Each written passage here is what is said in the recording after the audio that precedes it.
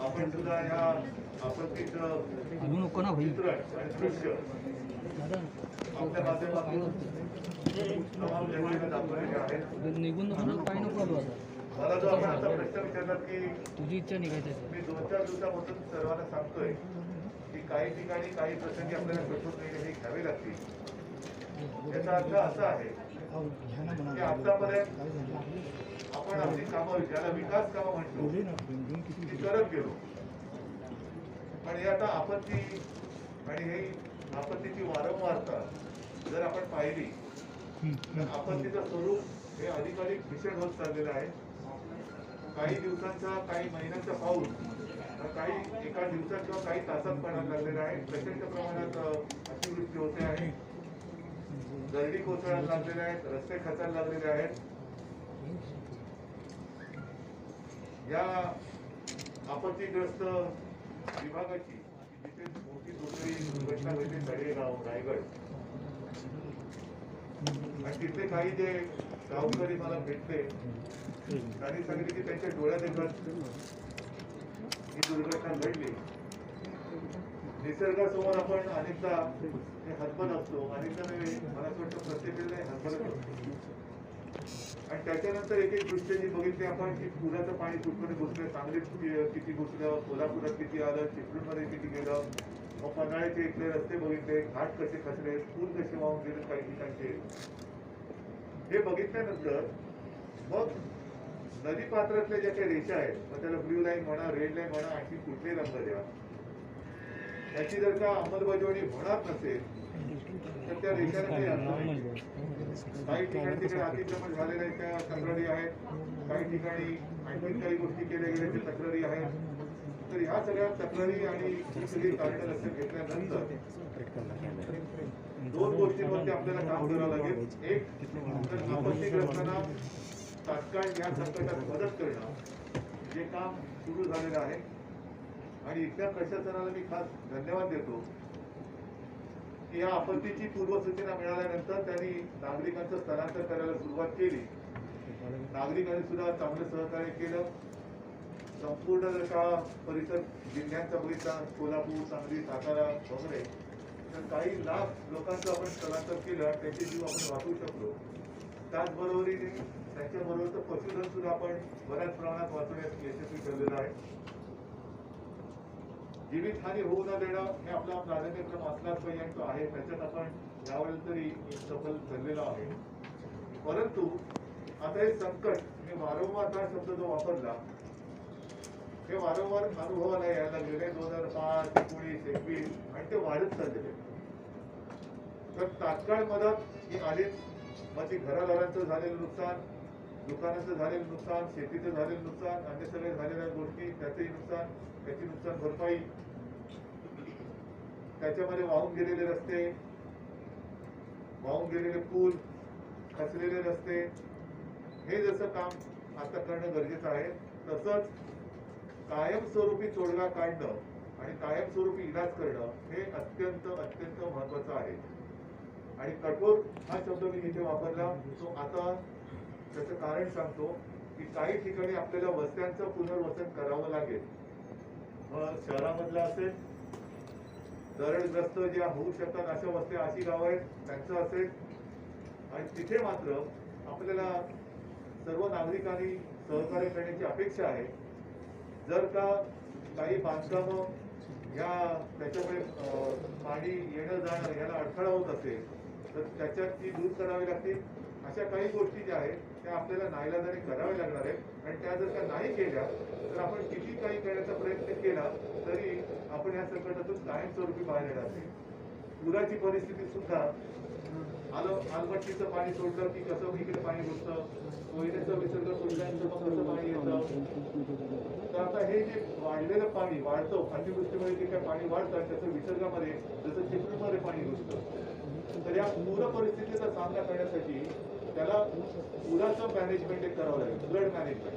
मग हे जे काही पाणी वाढतं, नद्या फुटतात, तर ते पाणी कसं कुठे वळवायचं असं सुद्धा मला सूचना आल्या की हे पाणी उचलून आमच्याकडे दिलं तर दुष्काळग्रस्त भागाचा एक प्रश्न मिळेल. असं करता आलं तर सोन्यावर पिवळं. तर त्याही गोष्टीचा विचार करतो. अनेक जणांकडनं अनेक सूचना येत आहेत. काही तज्ञांची सुद्धा आता आपल्याला कमिटी नेमावी लागेल. ती तज्ञांची कमिटी नेमताना एक फ्लड मॅनेजमेंट हा विषय राहील आणि भूगर्भाचा अभ्यास करून ज्या काही आता दर्डी कोसळत आहे, कारण प्रत्येक गोष्टीला एक आयुष्य आहे. तसं डोंगराला सुद्धा आहे. ते दर्डी दगड म्हणजे कडेवरचे दगड धोंडे माती या सुटाने जर का लागले असतील आणि त्या गडगडत खाली येणार असतील तर त्याचाही अभ्यास करून त्या वस्त्या तर घालवाव्या लागतील. पण यापुढे विकास कामं ज्याला आपण म्हणतो ती केली पाहिजेत, त्याच्यात अडथळा येता कामा नये. पण ती केल्यानंतर होणारा फायदा आणि केल्यानंतर होणारा तोटा हाही विचार करावा लागेल. मग समजा आपल्याला कुठे टनेल करायचे असतील, कुठे पहाडी डोंगरी भागामध्ये काही कामं करायची असतील तर त्याचा सुद्धा भविष्यात काय दुष्परिणाम होईल तो विचार करून आपल्याला ही कामं करावी लागतील. नाही म्हटलं तर आता 2-3 महिन्यापूर्वी काही उत्तराखंडमध्ये ना धरणच्या धरण होऊन गेलं. तर ह्या गोष्टी शेवटी निसर्ग आहे, तो सुद्धा किती काळ आपल्या सगळ्या गोष्टी सहन करणार. तर तो सगळा विचार करून आपल्याला पुढे जावं लागेल. सर, तुम्ही कोल्हापूरचा दौरा केला, आज सांगलीचा करताय. कोल्हापूरमधलं उदाहरण शिवाजीपूर शाहूपुरीतली सभा गली ज्या ठिकाणी तुम्ही भेट दिली. आज अंकलखोप भिलवडी इथं भेट दिली. जिल्हा प्रशासन साचेबद्ध हाच कार्यक्रम राबवतोय का? कारण जिथं उपमुख्यमंत्री गेले तिथंच विरोधी पक्ष नेते, इतर गावातल्या लोकांचं असं म्हणणं आहे की आमचं नुकसान होऊन तुम्ही तिथं का भेट देत नाही? आणि महत्त्वाचं नागरिकांना बोलून दिलं जात नाही तुमच्याशी किंवा तुम्हालाही त्यांच्याशी अत्यंत कंट्रोल्ड कंडिशनमध्ये शेवटी जिथे आम्ही गेलो तेवढ्याच गावांचं पुनर्वसन किंवा तेवढ्याच मदत होणार आहे का? नाही होणार आहे ना. त्याच्यामुळे हा काही प्रश्न नाहीये. आम्हाला पूर्ण आढावा हा प्रत्येक वेळेला प्रशासन देतच असतं. किती गावाचं किती नुकसान झालेलं आहे, किती गावात किती पाणी आलं होतं, किती कुटुंब बाधित झाली, हा सगळा आढावा आम्ही जातो त्या जागात पोहोचत नसतो. त्या संपूर्ण पट्ट्याचा असतो, संपूर्ण टापूचा असतो. नाही, पण लोकांचं म्हणणं असं आहे की भिलवडीपासून दुसऱ्या 10 किलोमीटरच्या अंतरामध्ये पाहणी करायला पाहिजे होती किंवा शाहूपुरी काही दिवसांनी आम्ही परत येऊ शकतो इकडे. पंचनामे संत गतीने सुरू आहे. दौरा केला, आज सांगलीचा केला. कदाचित पुराचा हा शेवटचा भाग असेल तुम्ही जो पाहायचा राहिलाय तो. यानंतर संपलं नाही. असं कोणी सांगितलं? आता आज अशी अपेक्षा आहे की काहीतरी घोषणा होईल शेतकऱ्यांसाठी किंवा पूरग्रस्त लोकांसाठी. मात्र अद्यापही अशी कुठलीही घोषणा झाली नाही. नेमकं काय करणार? बघा, मी या 2 दिवसापूर्वी पण सांगितलं, नुसतं घोषणा करण्याने कोणाचं पोट भरणार नाहीये, प्रत्यक्ष काम करण्याने भरणार आहे.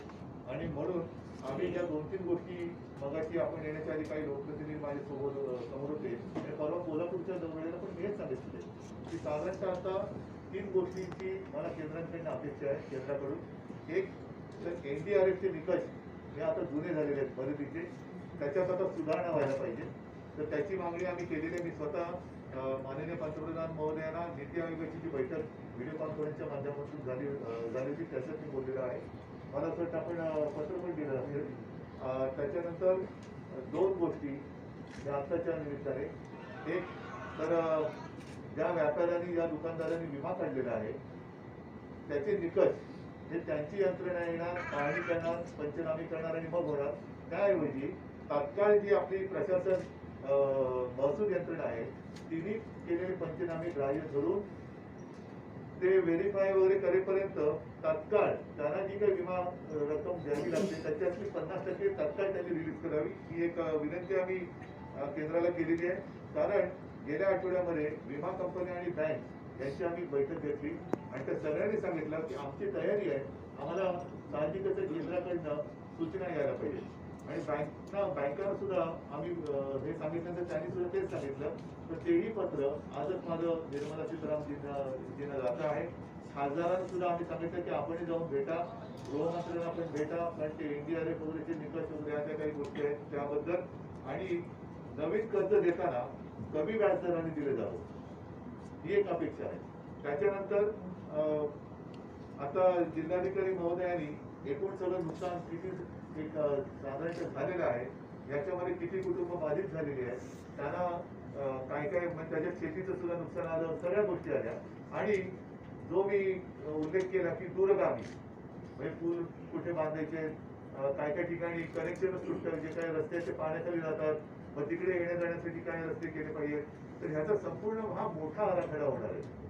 हा केवळ सांगली जिल्ह्यापुरता राहणार नाही, तर सातारा, सांगली, कोल्हापूर आणि सिंधुदुर्ग, रत्नागिरी, रायगड हा जो टापू आहे, एक तर हे 6ही जिल्हे हे ही आपत्ती येण्याच्या आधी सुद्धा नाही म्हटलं तरी कोरोनाच्या बाबतीत थोडंसं एक चिंतेचा विषय इकडे होताच आणि आहेच. कोरोनाची रुग्णसंख्या इकडे म्हणावी तशी कमी होत नव्हती, ते कारण आम्ही सोडत असतानाही आपत्ती आलेली आहे. आणि म्हणून मला इथल्या नागरिकांनाही एक विनंती करायची, आज सुद्धा खूप गर्दी होती आणि इकडे जर का मी नागरिकांशी बोलायला थांबलो असतो तर कोरोनाचं संकट तेव्हा धरून बसलेलंच आहे. आणि ते मला तर म्हणजे आता सुद्धा नाही म्हटलं तरी थोडीशी मनामध्ये चिंता आहे. मी कलेक्टर महोदयांना सांगितलंय की या परिसरामध्ये आता टेस्टिंग वाढवा, डॉक्टरांची पथकं वाढवा आणि कोणालाही कुठलाही रोग होऊ देऊ नका. मग तो कोरोना तर नाहीच, आणि पाण्याच्या अनुषंगाने जो काही संसर्गजन्य बाकी काही असतील ते होऊ न देणं हे आता आपलं प्रथम कर्तव्य संदर्भातला प्रश्न आहे की पुण्यातल्या व्यापाऱ्यांनी सांगितलेलं कोरोना संदर्भातला प्रश्न आहे की आता आम्हाला लॉकडाऊन असे झालेले आहे, जर का आता सोमवारपासून किंवा पुढच्या काही दिवसामध्ये जर का ते 4 वाजेपर्यंत दुकानं जे उघडे आहेत बंद करायला लावतात, ते जर का केलं नाही तर आम्ही रस्त्यावर उतरू नये, आता दुकानं उघडणार. मला मी अशा धमक्यांना मी मनावर घेत नाही. व्यापाऱ्यांनी दिलेलं मी अशा धमक्यांना घाबरणार नाही, कारण माझ्यासमोर माझ्या नागरिकांच्या जीवाचा प्रश्न आहे. कारण जीव वाचवण्याची जेव्हा वेळ येते, ऑक्सिजन आपल्याकडे तयार होऊ शकत नाही तेवढ्या मोठ्या प्रमाणावरती. त्याच्यामुळे ती जी काही चिंता आहे ती आम्हाला करावी लागते. आणि गेल्या वेळेला सुद्धा मुख्य सचिव महोदय आहेत, आपल्याकडे पुन्हा एकदा सांगतो हा विषय काढल्यात म्हणून, की आपल्याकडे राज्यात साधारणतः 1250 ते 1300 मेट्रिक टन ऑक्सिजन आपण उत्पादित करू शकतो. जेव्हा दुसऱ्या लाटेने पीक गाठलं होतं तेव्हा 1700 ते 1800 मेट्रिक टन हा लागत होता. म्हणजे 500 मेट्रिक टनच्या आसपास इतर राज्यातून आपल्याला आणावं लागत होता. आणि हे आणणं हे भयंकर कठीण होतं. काही जामनगरवरून, काही भिलेवरनं, काही ओरिसावरनं आणणं, इथे कोणी मदतीला येत नाही, कोणी मदतीला येत नाही. मी यांची दुःख, यांची वेदना समजू शकतो, पण त्या वेळेला नागरिकांचे जीव वाचवणं म्हणजे काय काय वेळेला तर रात्री अपरात्री असं होत होतं की आता एवढ्या तासात इकडे ऑक्सिजन नाही पोहोचला तर एवढ्या रुग्णांचे जीव धोक्यात येतील.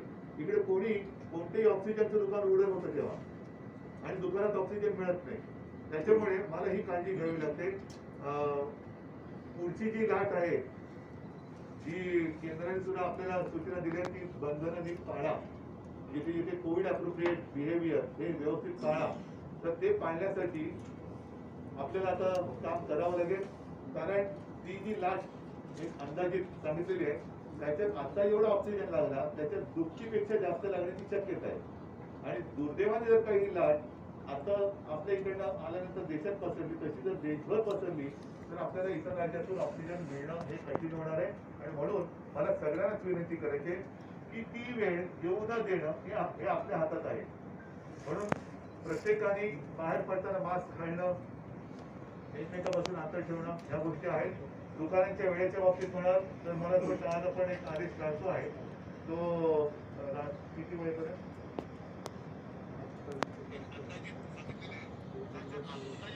हा आता बरोबर आहे मुख्य सचिव महोदयाने बरोबर सांगितलं की दुकानांच्या वेळा आम्ही संध्याकाळी 8 वाजेपर्यंत करतो आहोत. मात्र ज्या जिल्ह्यांमध्ये रुग्णवाढ कमी होत नाही आहे त्या जिल्ह्यात मात्र ही बंधनं अशीच राहतील. त्याच्यामुळे काही काही गोष्टीमध्ये शिथिलता जिथे करणं शक्य आहे तिथे करतो आहोत, जिथे करणं थोडं अवघड आहे तिकडच्या नागरिकांनी जरा सहकार्य करण्याची गरज आहे.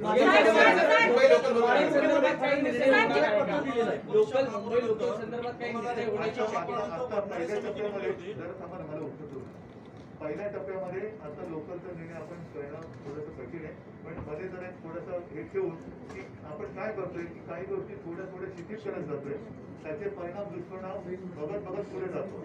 आणि मला असं वाटतं की अजूनही जसं आता तुम्ही लोकल बोलावते मुंबईचा वगैरे विषय आल्यामुळे त्याचं तुम्ही म्हणाल इकडे मुंबईचं काय बोलताय, तसं नाही. हे सगळेजण या आपल्या माध्यमातून पूर्ण राज्य बघणार आहे.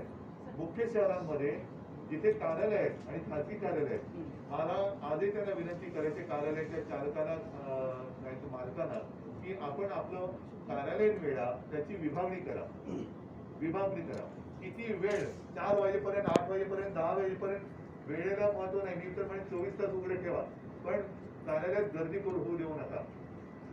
खास करून जिकडे इंडोर ऍक्टिव्हिटीज चालतात तिथे हा धोका जास्त असतो, ओपन एअरला हा कमी असतो. आणि म्हणून मला असं वाटतं जर कार्यालयामध्ये आपण शिस्त लावली की आपल्याला जास्तीत जास्त लोक वर्क फ्रॉम होम करू शकत असतील तर तुम्ही बॅचेस करा की या महिन्यात ही बॅच वर्क फ्रॉम होम करेल, पुढच्या महिन्यात ही बॅच वर्क फ्रॉम होम करेल. त्याच्यात असं करा, कामाच्या वेळा विभागून घ्या. सकाळी कोण येतील, दुपारी कोण येतील, सकाळचे आलेले दुपारी घरी जातील, दुपारचे आलेले संध्याकाळी जातील, संध्याकाळचे आलेले अशा वेळा करा की जेणेकरून गर्दी होणार नाही, कोविड आटोक्यात राहील आणि आपलं कामही सुरळीत होईल. सर, अतिशय संवेदनशील असा प्रश्न आहे. जर्नलिस्ट आहे. मला बोलू द्या की नाही. उद्योगाच्या बाबतीत सुद्धा मी सांगितलेलं आहे की जर का मोठे उद्योग आहेत आणि ज्यांना ज्यांना शक्य आहे त्यांनी जर काही थोडंसं बायोबबल ज्याला म्हणतात, कर्मचाऱ्यांच्या बाबतीत हे अचानक होणार नाही मला कल्पना आहे. पण जशी आपण सरकारच्या माध्यमातून फील्ड हॉस्पिटल सुरू केली तसे जर का हे आपल्या आवारात आणि नाहीतर त्यांच्या आजूबाजूला जर का जागा असेल तर ह्या त्यांच्या कर्मचारी वर्गाची फील्ड रेसिडेन्शियल काही उपाययोजना करू शकत असतील तर त्याला सरकारी मदत करेल की जेणेकरून त्यांच्या कामगारांची येणं वस्तीमध्ये होणार नाही, तिथल्या तिथे होत राहील आणि लॉकडाऊनची पुन्हा वेळ येणारच नाही. पण जर का निर्बंध टाकण्याची वेळ आली तर उद्योग सुरू होतील. महापौरांनी त्यांना असंवैधानिक आहे असं तुम्ही परवा कोल्हापूरच्या दौऱ्यात स्पष्ट केलेलं आहे. काय महापुराने नदीला भिंत घालणं असंवैधानिक अहो आहे. काहीतरी एक विषय घेऊन बसू नका. मी काय म्हटलं की तज्ञांच्या ज्या काही सूचना येतात त्याच्यात एक सूचना भिंत बांधण्याची सुद्धा आहे. तर त्याच्या बाबतीमध्ये सगळ्यांची मतं घेऊन आपण भिंत बांधायची की नाही बांधायची, कुठे बांधणं शक्य आहे, भिंत बांधून इथे पाणी आणलं तर पुढे कुठे पाणी जाईल का, हा सगळा विचार करून आपण त्या गोष्टी केल्या. देवेंद्र फडणवीस यांनी तुम्हाला एक पत्र लिहिलेलं आहे. देवेंद्र फडणवीस यांनी तुम्हाला एक पत्र लिहिलेलं आहे. समितीचा अहवाल शासनानं स्वीकारलाय का? त्यातल्या कोणत्या शिफारशी वडनेरे समितीच्या 2019च्या महापुरानंतर महापुराचा अभ्यास करण्यासाठी वडनेरे समिती नियुक्त केली होती. त्या समितीनं शासनाकडे अहवाल देऊन 1.25 वर्ष होऊन गेले. त्या समितीचं स्टेटस काय आहे, त्याचा अहवाल शासनानं स्वीकारलाय का? स्वीकारला असेल तर कोणत्या शिफारशी आपण त्याच्या बरोबर आहे. हा मगाशी मी जो बोललो ना हाच मुद्दा आपण मांडला आणि तो अत्यंत महत्वाचा आहे की नुसतं वैज्ञानिक कमिटी नाही, त्याच्या आधी सुद्धा काही कमिट्या होऊन गेल्या आणि त्यांचे अहवाल भाषणात गुंडाळले गेले. आता सुद्धा मी या सगळ्या कमिट्यांचे अहवाल आतापर्यंत वैज्ञानिक कमिटीसह ज्या ज्या काही गोष्टी आलेल्या आहेत त्यातल्या कोणत्या गोष्टी आणि जिथे जिथे शक्य असेल तिथे या तज्ञांना एकत्रित बोलून मी त्यांच्याबरोबर बोलणार आहे. मी स्वतः त्यांच्याशी बोलणार आहे आणि त्यांना सांगणार आहे की आपल्याला एक आराखडा तर बनवायचं झालं तर सगळ्यांचं एकत्रीकरण करून, जसं आता आपण विचारलं भिंतीचा विषय कोणी मांडला असेल, एखादे बोलतील की नाही भिंत बरोबर नाही हे बरोबर, मग त्याच्याबद्दल थोडंसं चर्चा करून, कारण नुसतं अहवाल घेऊन बसलं आणि वाचून काढलं तसं नाही होणार, तसं होऊ नये. तर ह्या सगळ्या लोकांना तज्ञांना बोलवून आपल्याला त्याच्यात पुढे जावं